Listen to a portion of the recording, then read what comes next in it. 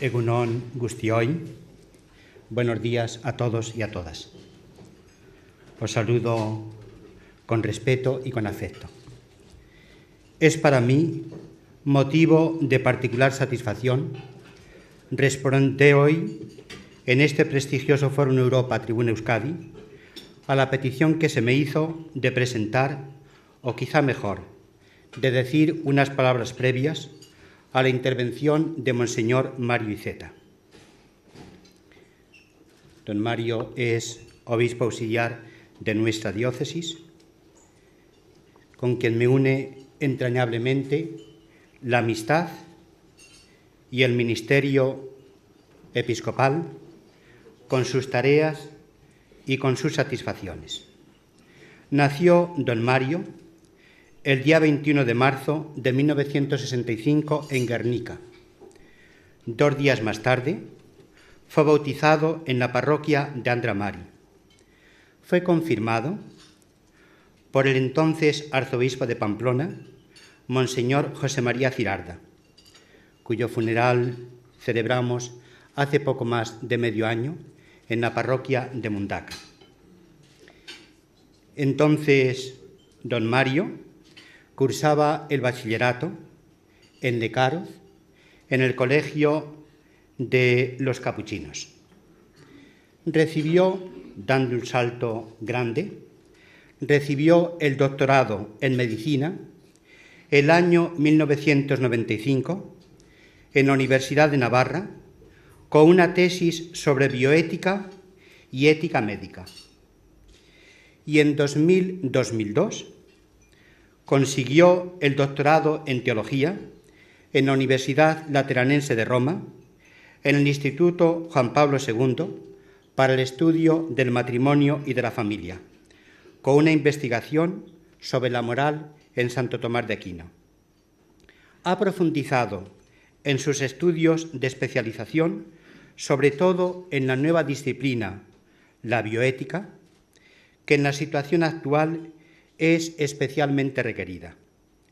Custodiar la dignidad humana en todos los estadios de la vida, desde la concepción hasta la muerte, y en todas las situaciones y circunstancias, es una tarea primordial de hoy y de siempre.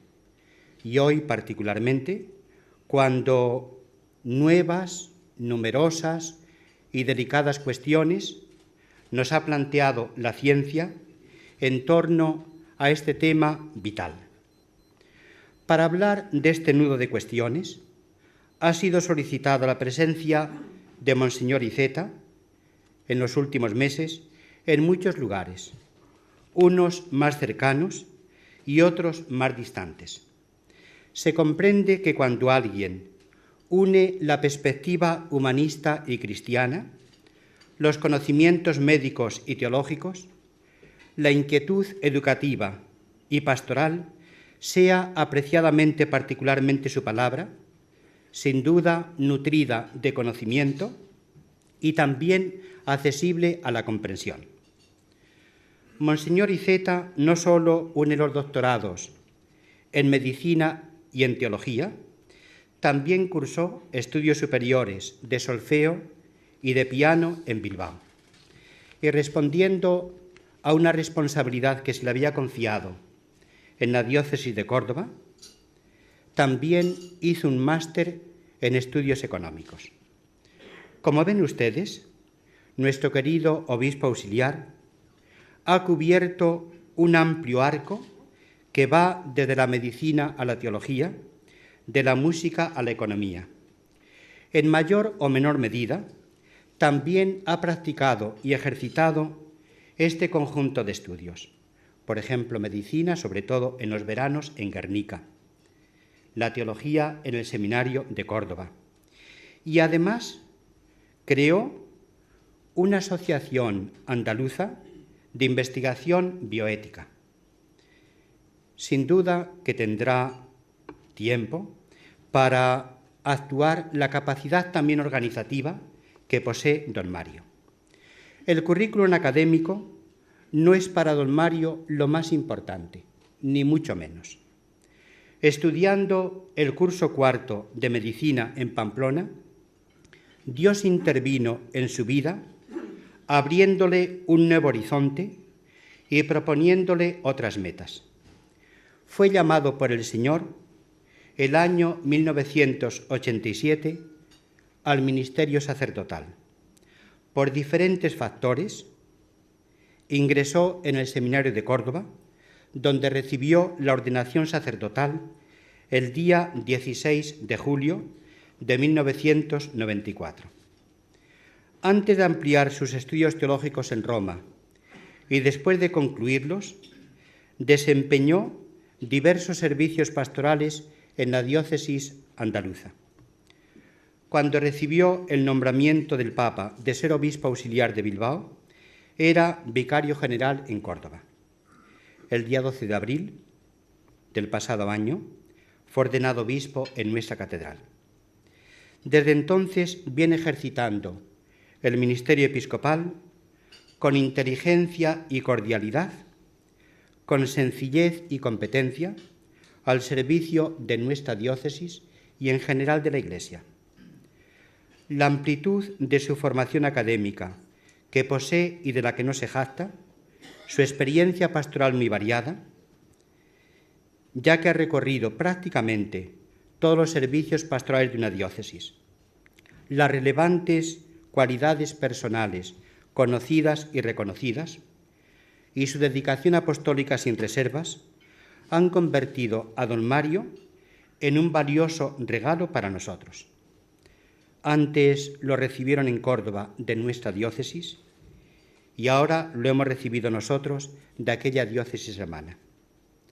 Agradezco la oportunidad que se me ha ofrecido para manifestar públicamente mi amistad con don Mario y agradecer el ministerio pastoral que viene prestando a nuestra diócesis, que repercute sin duda en nuestra sociedad. Muchas gracias.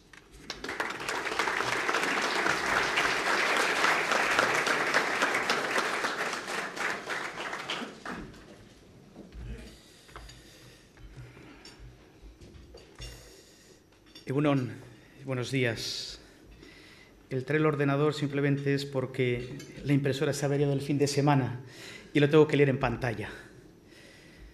Bien, el tema que se me trae o que yo quiero desarrollar esta mañana, sabiendo que tenemos un tiempo muy limitado, lo he querido titular Acoger la vida.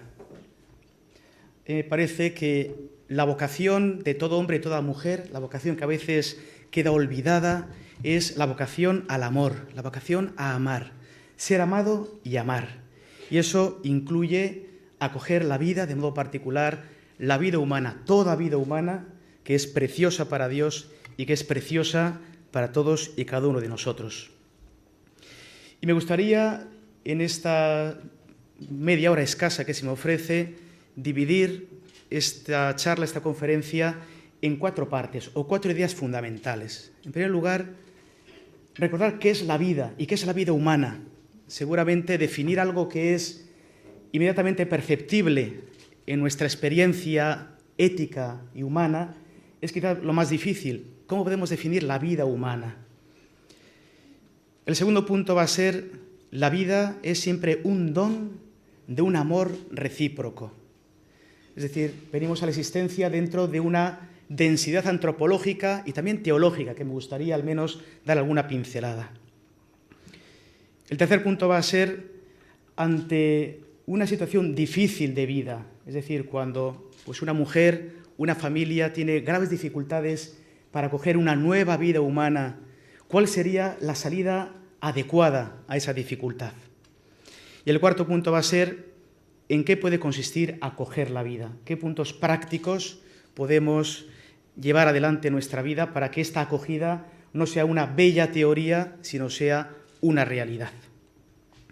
La primera, me gustaría recordar qué es la vida humana, algún trazo sobre qué es la vida humana.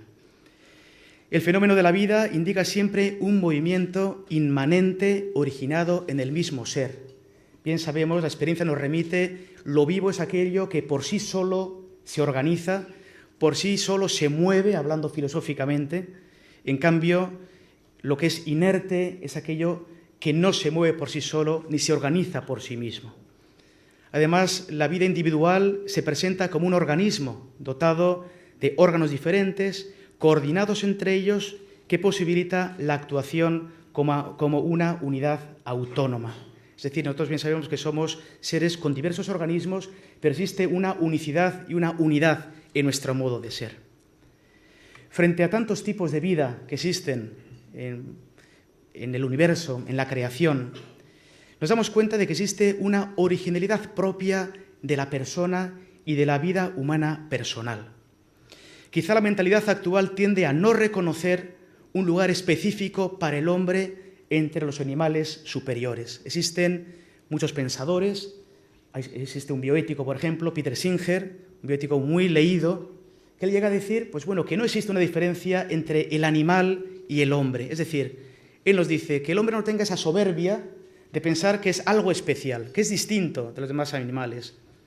Él llama que esta es la teoría del especificismo, y dice, no es verdad, no somos específicamente distintos a los animales, somos un continuo en un proceso de evolución. Por tanto, no existe un salto cualitativo entre un animal superior, digamos un simio, y el hombre. Bien, pero podemos decir también que la experiencia ética desmiente inmediatamente este postulado, por ejemplo, de Peter Singer.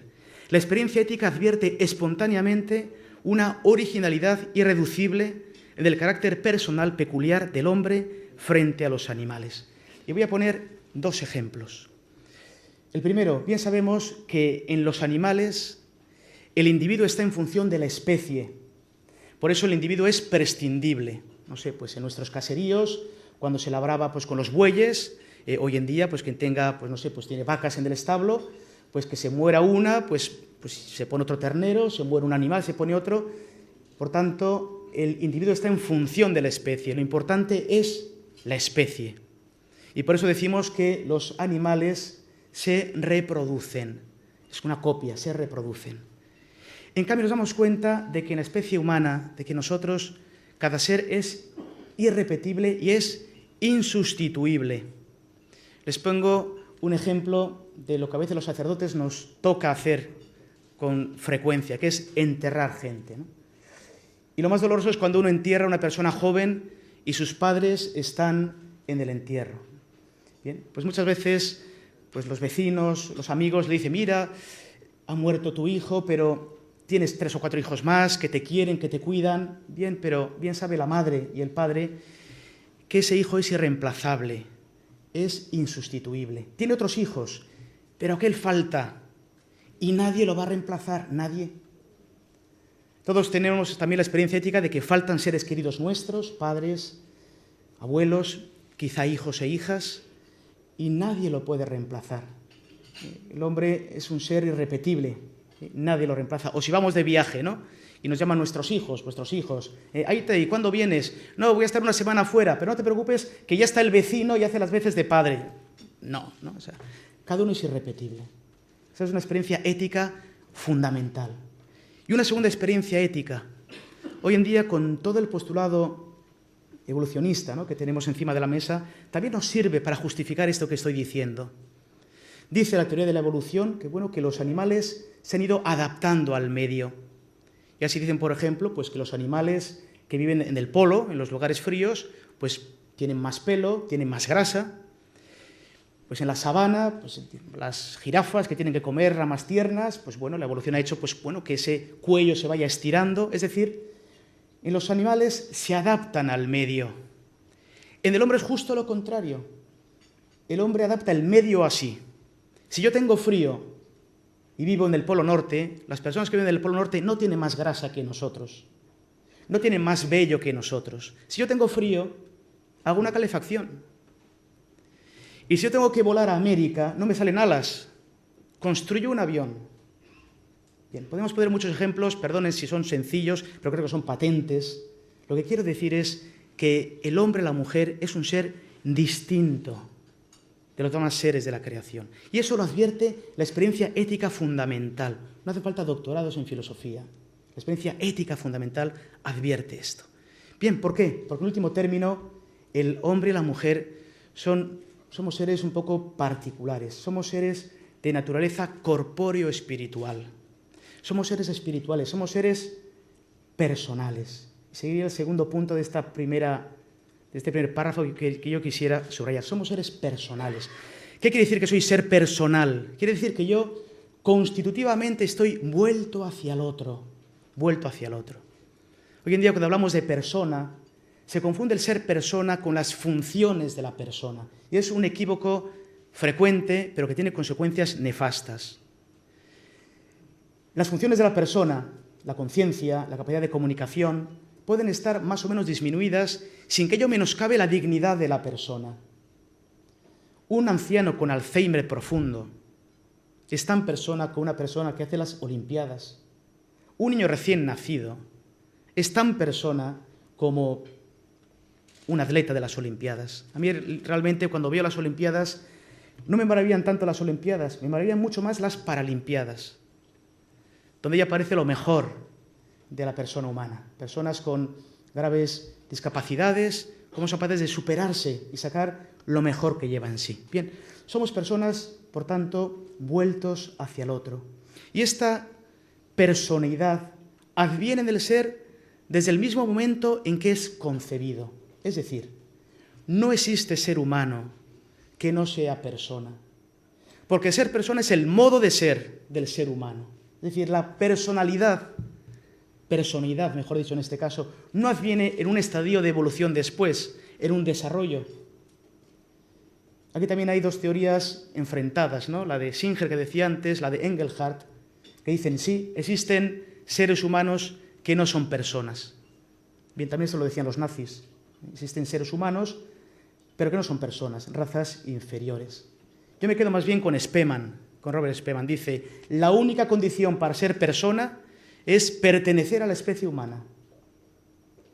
Y pondría un ejemplo también de un profesor de ética de enfermería alemán, el profesor Raskin, que cuando explicaba ética a los enfermeros y enfermeras en su facultad, les decía, bueno, ustedes que van a practicar la enfermería dentro de poco, ¿están convencidos de que todo ser humano tiene dignidad y hay que tratarle igual? Sí, estamos convencidos. ¿Ustedes tratarán a todos por igual, con independencia de su estado de salud, de sus capacidades, Sí, a todos por igual. Dice, voy a ponerles una prueba, les decía. Supongamos que tenemos un enfermo en el hospital encamado. Un enfermo que no camina, tiene que estar encamado. Que además no come por sí mismo, hay que darle de comer. Que no es capaz todavía de comunicarse, sino que hay que hablarle, responde con gritos, cuando está incómodo llora, cuando está sin dolor y tranquilo duerme, que tiene que ser una persona siempre con él. ¿Qué opinan ustedes? Y decían, pues, estos alumnos, hombre, es una situación difícil, una situación complicada, hace falta ser casi un santo para llevar adelante esa situación. Bien, el profesor Raskin les enseñó la foto del enfermo y era un bebé de 6 meses. Se rieron, ¿no? Hombre, no, nos ha engañado, claro. Ustedes pensaban que iba a ser un enfermo, terminal, en un estadio muy degradado, entonces decían, qué horror. Ahora han visto el niño sonrosadito, que ha venido simplemente para una prueba esta noche. Hombre, es distinto. No decían que iban a tratar a todos por igual, que todos tenían la misma dignidad. Ahora cuando les pongo el niño sonrosadito, de 6 meses, a todos nos sale el instinto maternal y paternal, qué rico el niño, ¿no? Pero ustedes pensaban otra situación, por tanto, teóricamente queremos tratar a todos con la misma dignidad. En la práctica, pues, ese principio puede hacer aguas. Bien, lo quiero decir en este primer lugar y termino la primera, para que no se me pase el tiempo, el primer párrafo, la primera idea. Existe una originalidad de la vida humana personal. Y esa dignidad tiene que ser tutelada en todos los estadios de la vida, del recorrido de la vida. Como dice la Iglesia, desde la fecundación hasta la muerte natural. Después, en todo caso, si hay tiempo, podemos ahondar en esto. También el embrión tiene carácter personal. Y por eso debe ser respetado. y también el feto y el nascituro tiene ese carácter personal. La segunda idea que yo quería hoy traer aquí: la vida es un don de un amor recíproco. Y pongo una frase de la Dignitas Personae, este documento que la Congregación de la Fe ha publicado hace unos meses, a 20 años de la Donum Vitae, donde se examinan la ética de las distintas técnicas que existen en la medicina y la biotecnología. Y dice la Dignitas Personae: el origen de la vida humana tiene su auténtico contexto en el matrimonio y la familia, donde es generada por medio de un acto que expresa el amor recíproco entre el hombre y la mujer. Es decir, si la vida humana es de este modo distinta de la vida del animal, si la vida humana tiene una dignidad, una enorme profundidad, la vida humana jamás se puede agotar. Yo siempre pienso que el prójimo, una persona, es siempre un universo infinito, inagotable e inabarcable, que toca a Dios, además. Perdonen que no entre en las cuestiones teológicas, además lo que quiero hablar hoy es un poco desde el punto de vista filosófico y humano. Lo que estoy hablando no es solo para los creyentes, como diré al final. Bien, la vida humana, como digo, es algo inconmensurable, es algo de una enorme profundidad, y por eso merece ese respeto radical toda persona humana. Bien, ¿dónde es concebida una vida humana? ¿Cuál es la ecología adecuada para que una vida humana venga a la existencia? Si la vocación del hombre es ser amado y amar, el contexto adecuado para que venga una vida humana nueva a la existencia es en esa densidad antropológica del amor del hombre y de la mujer. Por así decirlo, ellos, el hombre y la mujer, tienen las llaves de la vida, que alguien se las ha dado, las llaves de la vida. Y por eso el contexto digno, adecuado, para que una persona venga a la existencia es en esa densidad antropológica que constituye el acto más sagrado que el hombre y la mujer pueden hacer, que es el acto conyugal. Curiosamente, a veces da la sensación como que la Iglesia, como que el acto conyugal fuera algo que la Iglesia como que no ve bien. No, todo lo contrario. El acto humano más sagrado que puede hacer un hombre y una mujer es el acto conyugal. Lugar donde es tal esa densidad humana y antropológica de que en ese contexto viene a la existencia un nuevo ser humano. Por eso, como les decía antes, que los animales se reproducen, los hombres no se reproducen, los hombres procrean. La distinción entre reproducción y procreación. Es propio del animal reproducirse, es propio del hombre y de la mujer procrear. Que además, la gente que ha hecho las palabras bien sabía lo que decía: procrear, crear, venir algo nuevo a la existencia. El último término, aquí sí acudo a un término teológico: Dios se compromete con el hombre y la mujer, se comprometen. Y comienza la existencia algo que no es meramente biológico, sino comienza la existencia de una vida humana, que es mucho más que lo biológico.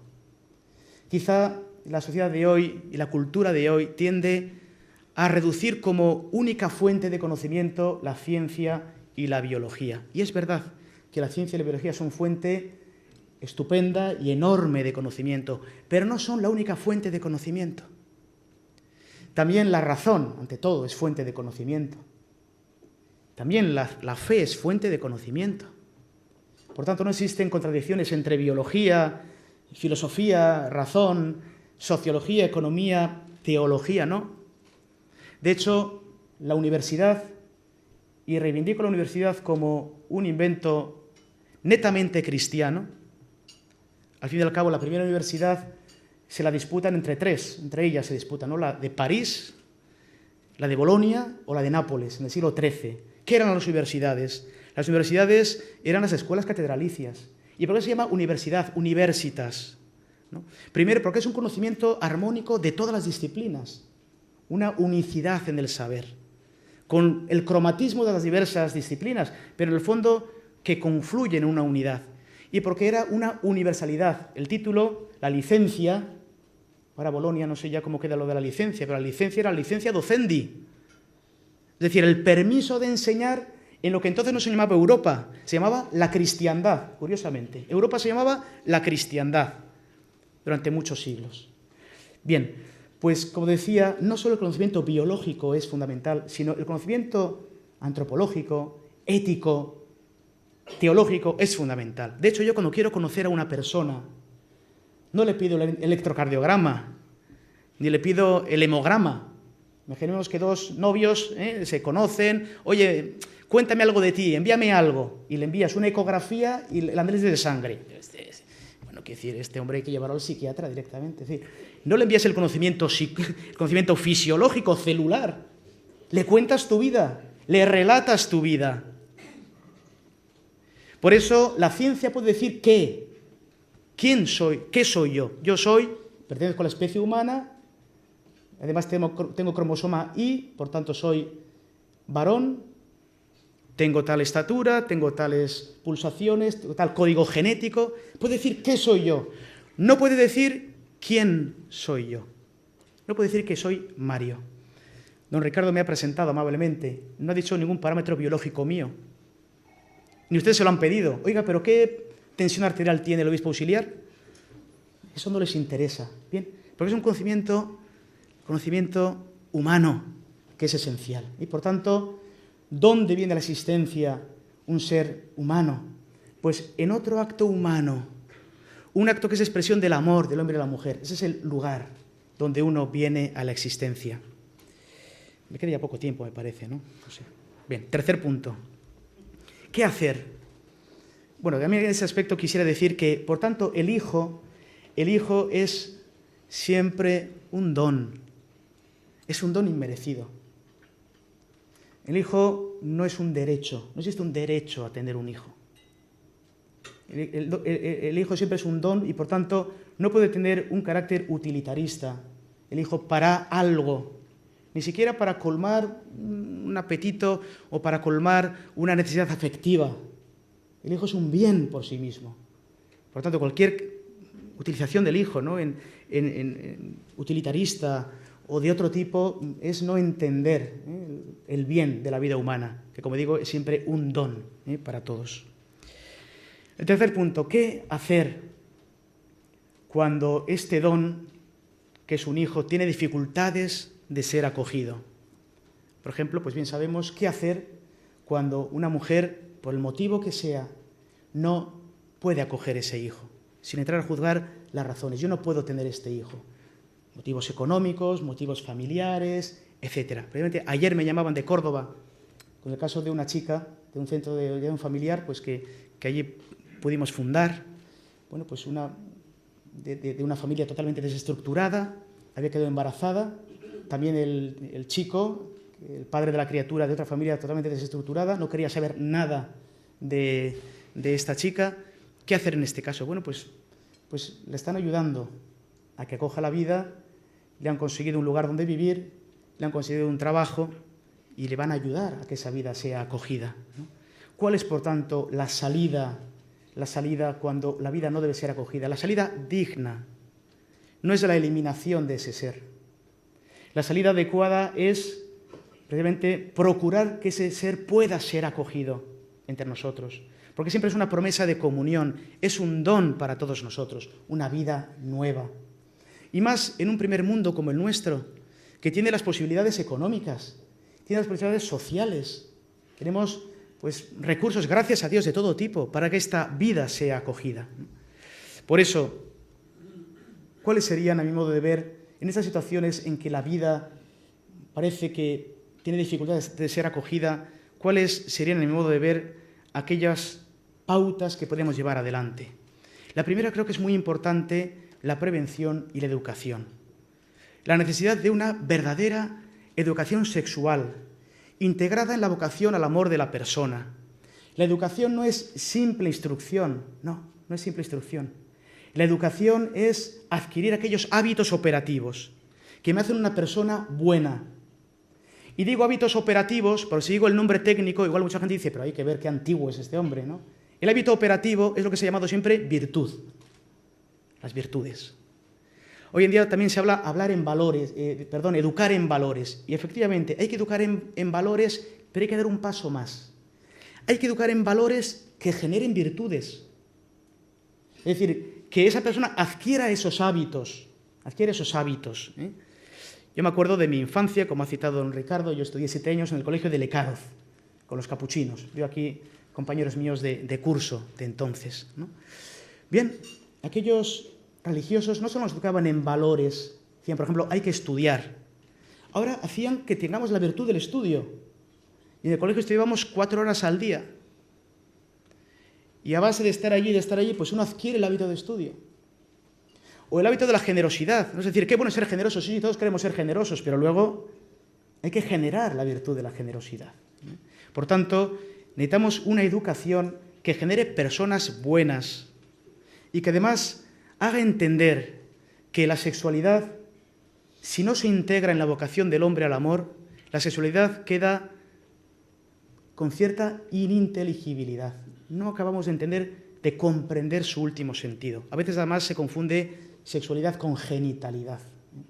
La sexualidad es algo que impregna todas las dimensiones de la persona, no solo es la genitalidad, sino que impregna nuestro modo de ser. Bien, una educación, no pura información, una educación sexual que nos ayude a integrar esa dimensión fundamental de la persona en la vocación del amor. Segundo, acoger y proteger la maternidad, favorecer las casas de acogida, favorecer la adopción. Muchas familias, pues desgraciadamente, pues no tienen posibilidad de tener hijos, por los motivos que sean. Bueno, también brindarles la oportunidad de acoger estas nuevas vidas. Necesitamos acoger, orientar, ayudar, también económicamente a la mujer gestante. En esos momentos en que una mujer queda embarazada, como digo, y ese niño pues tiene dificultades de ser acogidos, lo que menos necesita es, no sé cómo decirlo, estresarla más. Vamos a hablar con calma, vamos a ver cuáles son tus dificultades, vamos a ver cómo puedes ser ayudada. Existe para ello muchas asociaciones y muchas iniciativas. Una de ellas, por ejemplo, la Red Madre. La Red Madre que intenta pues, ofrecer este servicio a estas mujeres. Una protección jurídica al no nacido. Yo creo que aquí sí que la legislación puede avanzar más en proteger a la persona que no ha nacido, proteger los dos bienes fundamentales, proteger a la madre y proteger a esta criatura que va a nacer. Y ayudar y acompañar a aquellas mujeres que han abortado. Hoy en día, por ejemplo, poco se habla del síndrome posaborto. Tengo aquí algunos datos. Como bien dicen hoy en día los psiquiatras, lo denominan síndrome postaborto. Dicen que durante el proceso y año que sigue el aborto provocado, el 80% de las mujeres sufren depresión. La incidencia del suicidio es 6 veces mayor. El 40% sufren trastornos de la sexualidad. El 40% sufren alteraciones de la conducta. El 30% abusan de estupefacientes. Y aparece un sentimiento de culpabilidad, de ira, de irritabilidad, de insomnio, de incertidumbre afectiva, de soledad y de dolor. Estas mujeres hay que acompañarlas. Y en ese aspecto me gustaría decir las palabras que les dirigía a estas mujeres que han recurrido al aborto, las palabras que les dedicaba Juan Pablo II en la encíclica Evangelium Vitae, promulgada en el 2005. Leo lo que les decía el Papa. Una reflexión especial quisiera tener para vosotras, mujeres que habéis recurrido al aborto. La Iglesia conoce cuántos condicionamientos pueden haber influido en vuestra decisión y no duda de que en muchos casos se ha tratado de una decisión dolorosa, incluso dramática. Probablemente la herida aún no ha cicatrizado en vuestro interior. Es verdad que lo sucedido fue y sigue siendo profundamente injusto. Sin embargo, no os dejéis vencer por el desánimo, no perdáis la esperanza, antes bien, comprended lo ocurrido e interpretadlo en su verdad. Si aún no lo habéis hecho, abríos con humildad y confianza al arrepentimiento. El Padre de toda misericordia os espera, subrayo, el Padre de toda misericordia os espera para ofreceros su perdón y su paz en el sacramento de la reconciliación. Os daréis cuenta de que nada está perdido, también subrayo, nada está perdido, y podréis también pedir perdón a vuestro Hijo, que ahora vive en el Señor. Con la ayuda y el consejo y la cercanía de personas amigas y competentes, podéis estar con vuestro doloroso testimonio entre los defensores más elocuentes del derecho de todos a la vida. Por medio de vuestro compromiso por la vida, coronado posiblemente con el nacimiento de nuevas criaturas y expresado con la acogida y la atención hacia quien está más necesitado de cercanía, seréis artífices de un nuevo modo de mirar la vida del hombre. Y yo también quisiera subrayar esta última frase, un nuevo modo de mirar la vida del hombre. Un nuevo modo de mirarnos entre nosotros. A veces, pues, rotos por incomprensiones, separados por diferencias. Ese nuevo modo de mirar que lo da el Señor es un modo nuevo de ver al otro, de ponerse en la piel del otro, de dejarse la vida por ayudar al otro. Es un modo nuevo de mirar. Y termino. Debemos ser servidores de la vida.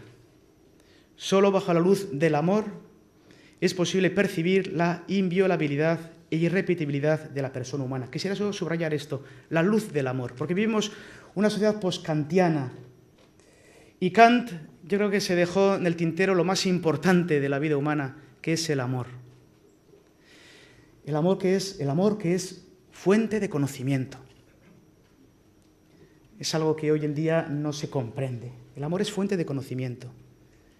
Hoy en día que todo quiere ser cartesianamente pesado, contado y medido, y les voy a dar también un ejemplo de por qué el amor es fuente de conocimiento. Seguramente ustedes conocen de modo muy distinto a las personas que aman que a las que no aman. Examinemos cada uno nuestra vida, ¿no? Yo a las personas que amo, ¿cómo las conozco? Con luces nuevas. Al que no amo, me veo simplemente tal, no lo conozco realmente. El amor es fuente de conocimiento, algo que es repulsivo para Kant, no lo entendería, ¿no? Kant decía que la sensibilidad, que el mismo amor son elementos premorales, decía él. En cambio es todo lo contrario. La sensibilidad, las inclinaciones naturales, el amor son fuente de moralidad, decisiva además, porque uno hace lo que ama. Uno hace lo que ama. Yo si una cosa no la amo, no la hago. Pongo un ejemplo también muy sencillo, ¿no? Una persona que está, por ejemplo, que es adicta al alcohol, ¿no? Un alcohólico. Y la gente dice, no bebas, que te hace daño al hígado y tal. Ya lo sabe él, que le hace daño al hígado. Claro que lo sabe, no hace falta que se lo repitas. El problema es que ama el alcohol, es decir, tiene una inclinación hacia el alcohol. ¿Cómo dejarla? Esa es la clave. Ahí hace falta la virtud. ¿Cómo dejarla? El otro ya lo sabe. Por tanto, el amor es fuente de conocimiento. La dignidad humana no se otorga, se reconoce. Cada uno tiene su dignidad inviolable, nadie tiene que dársela, la tiene, hay que reconocerla. Debemos acoger la vida como un don inmerecido, la vida de otro es siempre un don inmerecido. Y debemos servir, tutelar, promocionar y cuidar la vida. Y termino leyendo Juan Pablo II de nuevo, el Evangelium Vitae. Todo esto que he dicho, algunas veces ocurre, ¿no? Dice, bueno, es que esto lo dice usted porque es obispo, esto es para los creyentes, estos son argumentos religiosos. Bueno, yo quisiera decir también una palabra a este respecto. El Evangelio de la vida no es exclusivamente para los creyentes, es para todos. El tema de la vida y de su defensa y promoción no es prerrogativa única de los cristianos. Aunque de la fe recibe luz y fuerza extraordinarias, pertenece a toda conciencia humana que aspira a la verdad y está atenta y preocupada por la suerte de la humanidad. El Evangelio de la vida es para la ciudad de los hombres. Trabajar en favor de la vida es contribuir a la renovación de la sociedad mediante la edificación del bien común. En efecto, para construir el bien común es necesario reconocer y tutelar el derecho a la vida, sobre el que se fundamentan y desarrollan todos los demás derechos inalienables del ser humano. Ni puede tener bases sólidas para una sociedad que se contradice radicalmente aceptando o tolerando formas de desprecio y violación de la vida humana, sobre todo si es débil y marginada. Solo el respeto de la vida puede fundamentar y garantizar los bienes más preciosos y necesarios de la sociedad, como son todos los bienes sobre los que se sustenta la sociedad de los hombres. Muchas gracias.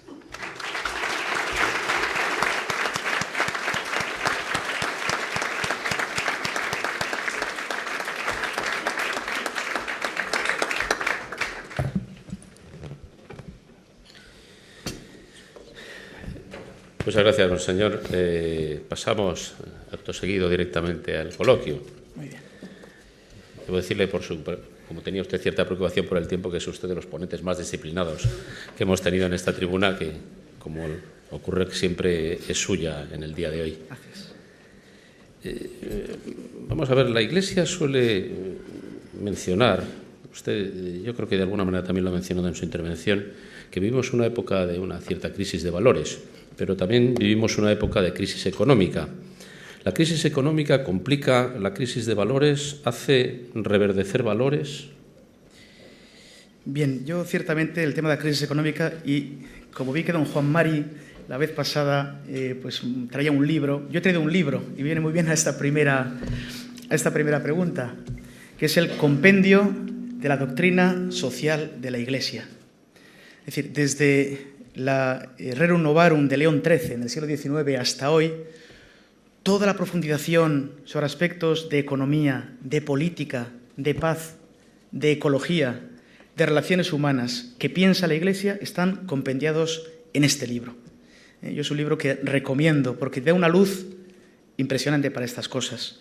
Y volviendo a la pregunta, evidentemente ya don Ricardo y un servidor en el mensaje de Navidad de este año apelábamos, como han hecho también pues, otros obispos, y no solo obispos, muchos pensadores y de la esfera también no eclesiástica, de cómo la crisis económica tiene el fundamento en una crisis de valores, en buscar simplemente el beneficio por el puro beneficio, en olvidar cómo los bienes universales tienen un destino común, el destino común de los bienes de la tierra, cómo el salario, cómo el trabajo tiene un valor ante todo antropológico. O sea, se han olvidado quizás los grandes principios de la antropología y de la ética que sustentan el modo en que podemos construir una economía, un sistema económico, un sistema financiero acorde a la dignidad humana y acorde a las necesidades de la sociedad.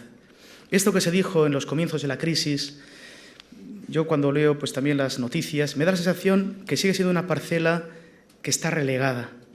Estamos intentando buscar soluciones a la crisis, soluciones económicas, financieras, pero estamos volviendo a olvidar una reflexión profunda sobre cuáles han sido pues, esas crisis de valores o esos olvidos en los fundamentos antropológicos y éticos que sustentan también lo que van a ser los principios económicos, y creo que, por tanto, una reflexión a ese nivel es importante. Y también del camino inverso. Yo creo que precisamente la crisis nos está obligando a repensar todos estos valores, a poner al día, volver a reformular aquellos valores que son fundamentales, aquellos principios éticos que son fundamentales y que tienen que ser siempre un poco el faro, tienen que ser el faro que guíen las actividades humanas y entre ellas la actividad económica. En este aspecto, me acuerdo que con el tema de la globalización, un tema delicado, también ya creo que ya lo sabrán, el Papa en junio va a publicar su encíclica social, su tercera encíclica, Caritas in Veritate, Caritas in Veritate, la caridad en la verdad. Va a ser una encíclica eminentemente social, donde también habrá que abordar todo el tema de la globalización, todo el tema de las repercusiones económicas en estos sentidos y, por tanto, como digo, ese repensar los fundamentos éticos creo que es muy importante y es algo que quizás hay que reactivar en este tiempo. Tengo aquí 3 preguntas más o menos encadenadas. ¿Cree que la Iglesia debe hacer alguna autocrítica por el hecho de que en los templos haya cada vez menos fieles? Encadenada con esta, ¿cree que la Iglesia no engancha suficientemente a la juventud? Y la tercera que yo encadenaría sería si la respuesta pastoral ante los problemas o ante los hechos cotidianos, ¿cree usted que es entendida? Sí. Bien, a mí me da la sensación que efectivamente que la Iglesia tiene mucho que mejorar en comunicación. Además que es algo fundamental para la Iglesia. El Señor nos ha enviado a predicar. Nos ha enviado a predicar. Y hoy en día los nuevos areópagos, como se le llaman, ¿no? Pues hoy en día pues bien sabemos pues tantas novedades de medios de comunicación, de Internet, etcétera. Yo creo que es verdad que tenemos que mejorar sustancialmente nuestra comunicación a todos los niveles y es una asignatura pendiente y tenemos que estar en ella. También hay congregaciones que se dedican a ello. Por ejemplo, pues Alberione, ¿no? El fundador de los de San Pablo, ¿no? Que tiene aquí una librería en Bilbao. Pues su carisma es la comunicación, ¿no? Los medios de comunicación, etcétera. Con respecto a que existen menos fieles, pues sí es verdad, que ha bajado la asistencia, ha bajado quizás la vitalidad eclesial. Bien, yo siempre pongo un ejemplo, me gusta pasear mucho por Laida, los cuales aquí presentes muchos conocen bien, y cómo cambia la marea, ¿no? Sube y baja. Bien, pues quizá ahora estamos en marea baja, pero yo creo que la marea torna. Si vemos la historia de la Iglesia, pues vemos que siempre ha habido pues, momentos de crisis, momentos de mayor vida cristiana, pero yo estoy convencido que después del acontecimiento que fue el Concilio Vaticano II, y decía Juan Pablo II unas palabras que creo que no han quedado en el olvido y creo que eran proféticas, asistimos a una primavera de la Iglesia. Y me da la sensación que es un poco como el ciclo de las crisálidas, etcétera, ¿no? Que quizás pues para que nazca, ¿no? la mariposa, ¿no? Pues tiene que morir la crisálida, ¿no? O sea, yo creo que en este aspecto, pues este momento quizá de crisis, de profundo cambio, es preludio de una nueva primavera. Es cierto que para nosotros, pues 40 años, pues es el tiempo de todo el ministerio y casi de toda la vida, pero para la Iglesia 40 años es una gota en el océano. Y por tanto, yo no miro con pesimismo, este tiempo, todo lo contrario. Creo que es un tiempo totalmente apasionante. O sea, yo eso de que dicen de cualquier tiempo pasado fue mejor, yo no lo suscribo. Yo creo que es un tiempo que nos obliga a dar razón de nuestra fe. Quizá hemos estado en una época de cristiandad, una época que era lo normal ser cristiano, ahora no lo es. Y por tanto, ahora se nos exige una autenticidad. Se nos exige lo que decían los Hechos de los Apóstoles que estamos leyendo ahora, predicar el Evangelio con parresía, esa palabra parresía griega que significa con fortaleza, con convencimiento, ¿no? Y también para eso necesitamos una espiritualidad fuerte. Este aspecto, lo que decía Ranner, jesuita ilustre, ¿no? que el cristiano del siglo XXI o será un místico o no será. Es decir, para vivir hoy nuestra fe necesitamos tener una profunda experiencia y conocimiento de Dios, ¿no? De hecho, el mismo Señor, cuando llamó a los apóstoles, les llamó y les decía, los llamó para estar con Él y para enviarles a predicar. Y las dos cosas son importantes, y en ese orden además son importantes. Primero, estar con Él, tener conocimiento profundo de Él, experiencial de Él, y eso te empuja a predicar, ¿no? Yo, por tanto, es verdad que existe ese descenso, ¿no? Pero yo creo que también es un preludio de una nueva primavera que yo no sé si sus hijos y nietos lo verán, pues nosotros lo que el Señor nos toque ver, pues si Dios quiere lo veremos. Había una parte de la pregunta que estaba referida específicamente a la juventud que, si me permite, la enlazo con la siguiente, que son las vocaciones. Sí. Bien, nuestra diócesis es verdad que carece o padece estos años una gran crisis en las vocaciones sacerdotales y a la vida consagrada. Gracias a Dios también las vocaciones laicales pues se han cultivado y yo creo que hay mucha fuerza en ese aspecto del laicado de la diócesis, gracias a Dios. Un laicado formado, un laicado comprometido. Pero es verdad que tenemos una debilidad grande en las vocaciones sacerdotales, a la vida sacerdotal y a la vida religiosa y también de la vida misionera. Este año que hemos celebrado 60 años de las misiones diocesanas, que ha sido una aventura de gracia impresionante, ¿no? También aquí, pues casi todos los sacerdotes de la diócesis han hecho su experiencia misionera. Veo aquí muchos rostros. Yo, si Dios quiere, en julio también iré a visitar con el obispo de Vitoria las misiones que tenemos en Angola. Es verdad que existe esa debilidad en las vocaciones a la vida sacerdotal y a la vida religiosa que nosotros tratamos de cultivar. De hecho, el nuevo plan diocesano de evangelización que se está gestando estos días en la diócesis y que el obispo don Ricardo pues promulgará para toda la diócesis, si Dios quiere, en septiembre, pues pone también el punto ahí, cómo promocionar las vocaciones sacerdotales y las vocaciones religiosas. Nuestra diócesis tiene 370 sacerdotes diocesanos, más o menos, de los cuales 300 tienen más de 65 años. Sacerdotes menores del obispo auxiliar son 14. Tenemos, decía don Ricardo, quiere elegir una parroquia más, porque tenemos 299 parroquias, a ver si redondeamos a 300. Atenderemos 300 parroquias. Pues dentro de 15 años, sacerdotes en activo, diocesanos, serán pues 70. Pues Dios nos dará la luz, ¿no? Religiosos, en este momento, con encargo pastoral, son incluso más que los diocesanos. Hay 400 sacerdotes religiosos con encargo pastoral. La vida consagrada de nuestra diócesis es muy rica. Hay más de 1.500 religiosos y religiosas, pero desgraciadamente la edad es enormemente alta, ¿no? Nosotros tenemos pues el inmenso dolor pues de ir clausurando conventos. Hace un par de meses, por un natal del señor alcalde, ¿no?, en Durango, cerramos las agustinas, y eso es una pena. Y por tanto, cuando la vida consagrada es un don para la Iglesia, ¿no? Por tanto, una de nuestras urgencias diocesanas, ciertamente, es cómo promover esas vocaciones a la vida sacerdotal y a la vida consagrada y misionera, sin descuidar el cultivo de las vocaciones laicales.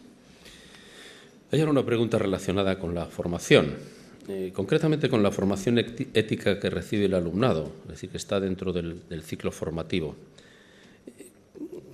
Lo primero que le plantean es su consideración, es decir, si considera adecuada esa formación ética que ahora está introducida en el ciclo educativo.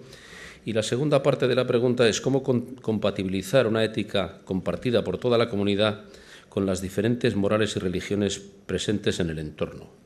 Bien. Yo esto lo diría en dos partes. La primera, es verdad que yo creo que existe en nuestra sociedad una falta urgente de humanistas y pensadores en este ámbito humanista. Bien sabemos que las humanidades, nos podían hablar aquí, pues hay personas académicas, pues hoy en día las humanidades están en crisis. La gente, los jóvenes prefieren estudiar pues carreras técnicas, carreras científicas, o sea, de otro matiz que no sean pues las humanísticas. Yo he leído a varios filósofos de nuestra sociedad que reclaman esta urgencia humanista, ¿no? Nos hacen falta pensadores humanistas. Entonces yo creo que es algo que tenemos que fomentar lo que antes eran las letras, ¿no? Fomentar el pensamiento profundo y cómo comunicarlo. Yo muchas veces con las cuestiones de bioética me encuentro con el problema cuando voy a dar, pues me llaman a conferencias de este tipo, pues claro, muchas veces pues esa dificultad de tener un lenguaje donde pues muchas personas que no están quizá habituadas a ese lenguaje puedan entenderlo. Creo que el tema humanista, ético, es importante y que hay que promocionarlo. El tema segundo, si es la enseñanza que se está dando, pues bien, aquí viene, si queremos, la cuestión, ¿no?, sobre la educación para la ciudadanía, ¿no?, que quizás es a lo que se refiere esto, ¿no? Ojalá tuviéramos una ética común y nosotros lo que pedimos es esto: impartamos aquellos conocimientos en que hemos llegado a un consenso y se puede hacer. O sea, podemos hacer un cuerpo de conocimientos, tanto antropológicos como éticos, que pueden ser los contenidos de esa asignatura. Nosotros no nos oponemos a eso, ojalá lo tengamos. Además, creemos que es muy importante para nuestros jóvenes tener esa formación humanista, esa formación ética. Pero lo que pedimos es que para llevar adelante ese currículo nos pongamos de acuerdo en cuáles son los temas, de modo que todos podamos vernos reconocidos en ese temario. Es lo que a nosotros nos gustaría. Cambiando un poco, no sé si cambiando de asunto, no, en realidad no cambia mucho, pero bueno. ¿Considera que el obispado tendría que prestar atención o más atención de reflexión y debate con las personas que han hecho declaración pública de fe católica en el compromiso político de las distintas ideologías? ¿Que han hecho declaración? No he entendido bien la pregunta. Sí, declaración pública de su fe sí. católica en el compromiso político en las distintas ideologías. Bien. Vuelvo a poner de moda el libro. El libro habla del compromiso político del cristiano. Claro que los cristianos tienen compromiso político. La fe tiene una dimensión social irrenunciable. Todos los cristianos estamos llamados a contribuir a la sociedad, desde nuestro propio pensamiento, desde nuestras propias convicciones. Por tanto, es propio del cristiano participar en política.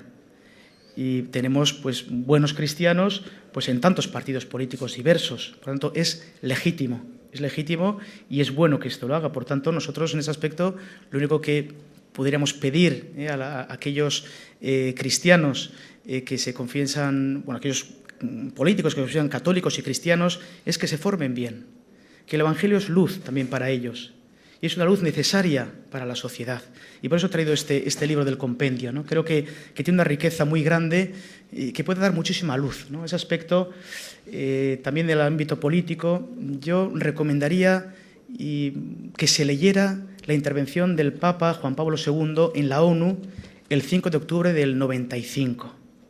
Creo que es, y el otro día lo comentábamos varios obispos, creo que es la intervención de los 26 años de magisterio de Juan Pablo II más rica y más profunda en el ámbito político, que nos podría ayudar a resolver muchas cuestiones.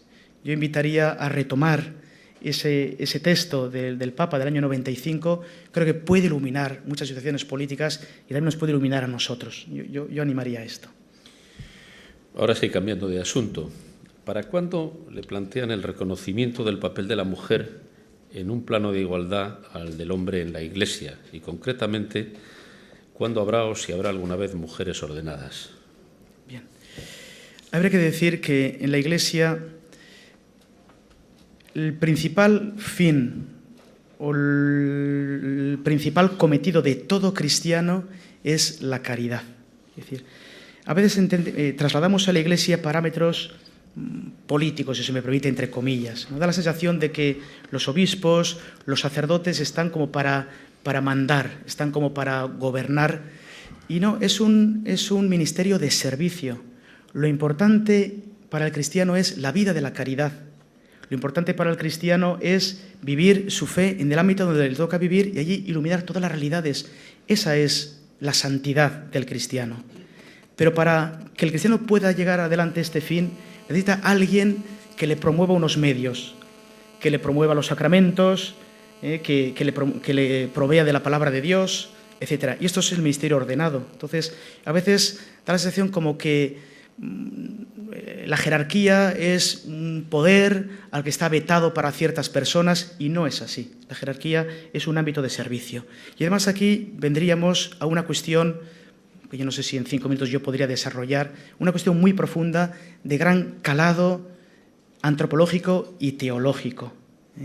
Es por qué el ministerio ordenado está reservado únicamente a los varones y tiene una profunda base teológica en cuanto que Cristo es el esposo de la Iglesia. Yo no quisiera entrar ahora en esta porque nos llevaría lejos y hay cosas que habría que matizar y se podría no entender bien. Pero yo diría lo que decía Juan Pablo II en este aspecto, decía, es que la Iglesia no es que no quiera admitir las mujeres al sacerdocio, ¿no? Sino que decía él, la Iglesia no tiene autoridad para hacerlo, no tiene autoridad. O sea, no es cuestión de, no sé, que estamos aquí una serie de señores que queremos... No es esto, ¿no? O sea, son cuestiones teológicas, antropológicas de gran profundidad que yo la verdad que responder en 1 minuto creo que sería una temeridad. Minutos los que usted quiera, pero en fin. Bueno, pero igual aquí la gente tiene que ir a trabajar, supongo. Sí, aquí intentamos cumplir un cierto horario que sí, que yo le agradezco que sus respuestas, a ver si así conseguimos responder a todas las preguntas y cumplir el horario. Vamos a temas más de actualidad.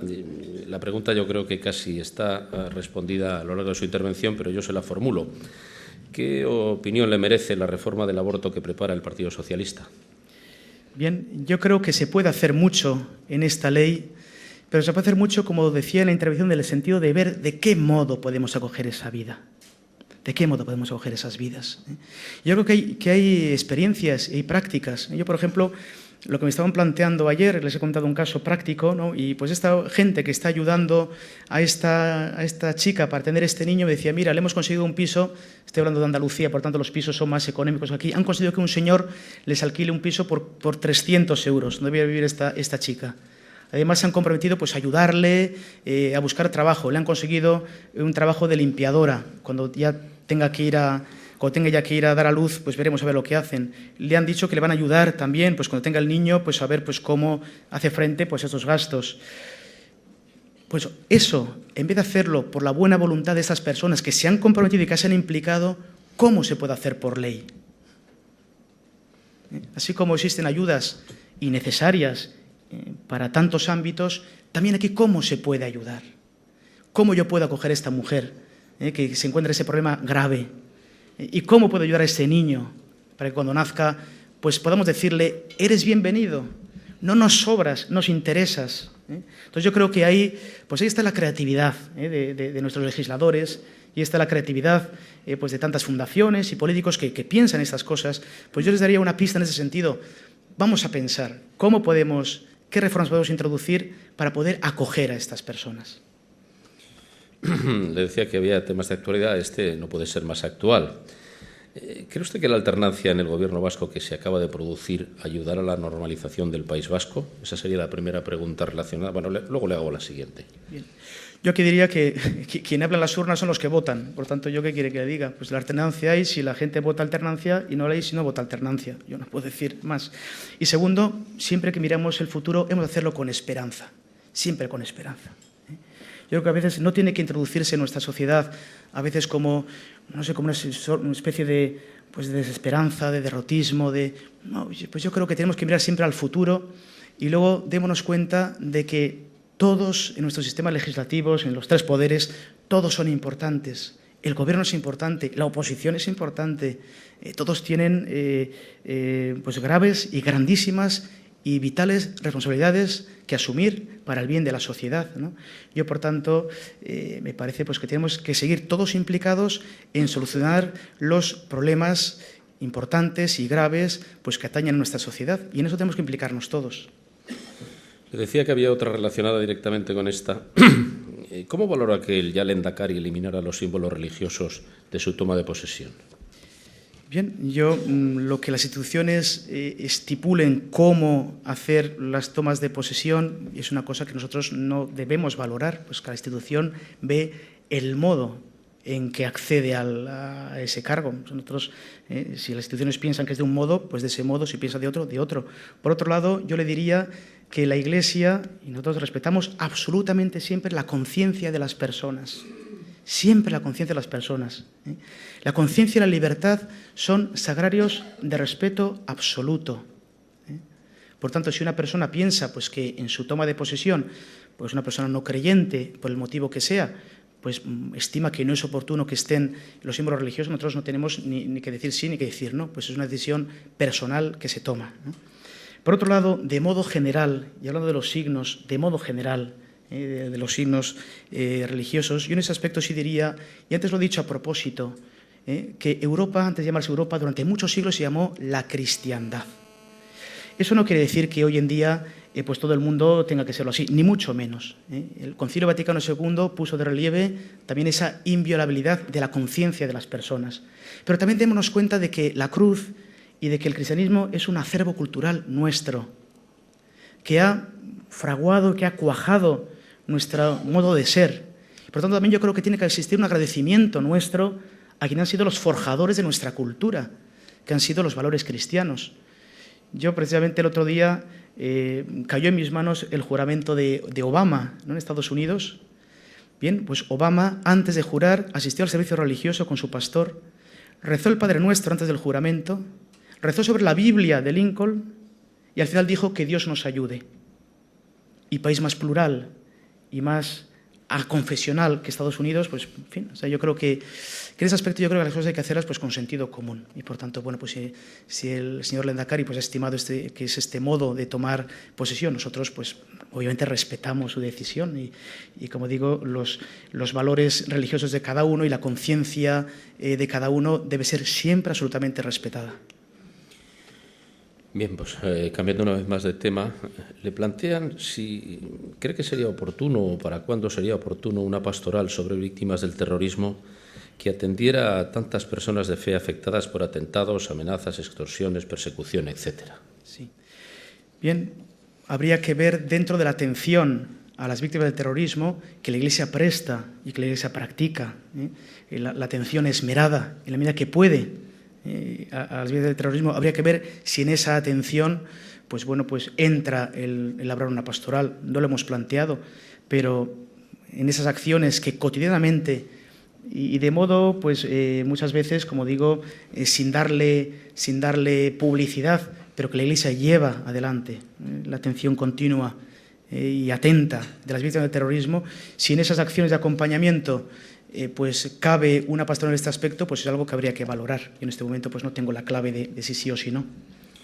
Muy bien, pues he dejado para el final una que es mitad pregunta, mitad, digamos, juicio elogioso hacia usted. Dice que ¿por qué los sacerdotes de la Iglesia Católica no hablan con la claridad con la que usted ha hablado? Porque quizás sean menos temerarios que yo, no lo sé, ¿eh? No lo sé. Eso ya cada uno, pues a quien Dios se la da San Pedro se la bendiga, dice, ¿no? Pues yo no sé, yo hablo como hablo, sé que mi modo de ser y modo de hablar, pues a veces pues puede venir alguna elogio de este tipo, también pueden venir muchos disgustos de otro tipo. Cada uno tiene el temperamento que tiene y tiene el modo de ser que tiene. Yo tengo el que tengo, con mis defectos, quizá alguna virtud, y cada uno, pues el Señor lo que le ha dado. De todas formas, le pondría un ejemplo, viendo que es la última pregunta, y así un poco chascarrillo, que un sacerdote que era muy bien pagado de su modo de predicar, y estaba preparando la homilía, ¿no? Tenía dos ideas estupendas, con los santos padres, los teólogos, pero no sabía cómo unir las dos ideas. Entonces dice, bueno, pues diré cambiando de tema. Entonces estaba predicando, patatán, y ya llega la segunda idea, bueno, cambiando de tema, tal. Y ese era su pesar, ¿no? Que fue a la sacristía y llegó un señor, oiga, cuánto me gusta cómo ha predicado, pero qué maravilla y tal. Y el otro, pues, se llegaba a llevar de la vanidad y de la soberbia. Bueno, ¿y qué es lo que más le ha gustado de todo lo que he dicho? Lo que más me ha gustado ha sido cuando usted ha dicho, cambiemos de tema, porque me he dado cuenta de que tengo que cambiar de vida, ¿no? Entonces, bueno, pues uno piensa que las palabras más preparadas son las que hacen impacto, y como decía un cura, mira, aquel predicaba tan aburrido que bostezaba los santos del retablo, decían, ¿no? Pues bueno, pueden estar los santos del retablo bostezando y dices una cosa que dices, bueno, esta cosa horrible que ha quedado en la homilía o tal, y eso es lo que ha movido a las personas. Bueno, pues quien mueve los corazones es Dios, al fin y al cabo. Nuestras palabras pues son con la pobreza que tienen y ya está. Muy bien, pues como no hay más preguntas, en nombre de la organización y los patrocinadores, Fernando Irigoyen, director general de BBK, cerrará el acto. Pues en nombre de los patrocinadores, Orange, Petronor y BBK, pues agradecer pues a don Mario su magnífica exposición y la profundidad con la que ha contestado las preguntas, a don Ricardo la presentación magnífica que ha hecho también, y a todos ustedes pues por su asistencia y participación en este debate. Agur, eskerrik asko.